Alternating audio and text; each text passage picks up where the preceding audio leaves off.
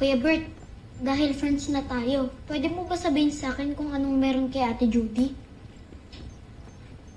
Little John, mamaya na natin pag-usapan yan. Spicy Judy, Little John. Mark, ano ba? Ano? He's part of the Voltes team. He has every right to know. Pero pwede mo namang hintayin si Big Bert na magsabi, di ba? Hindi, okay lang kuya. Apektado tayong lahat sa ginawa niya. Kaya dapat talaga alam ng lahat. Ang ganda pa naman ni Ate Judy. Saka, mukhang mabait pa. Paano mo nalaman na spy siya, kuya? Si Dr. Smith yung nakaalam. Hindi nga ako makapaniwala na pati ako lulukuhin niya eh.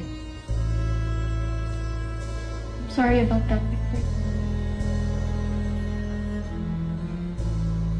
Team, we have another problem.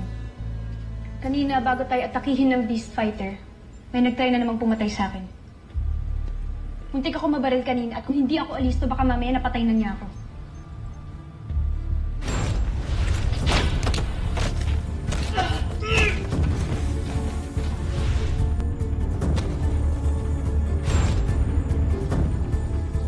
Lieutenant Robinson, mabuti nakabalik na ho kayo.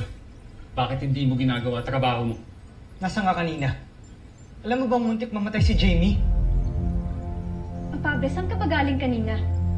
Bakit wala ka sa kwarto? Alam mo ba nalusutan ka ng assassin? Pasensya na ho, ma'am.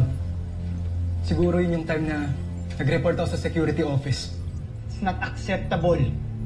Di sana naghanap ka ng reliever mo. Hindi ka talaga maaasahan. Wala kang kwenta. Huwag niyo na ngang awayin. Pable, let's go.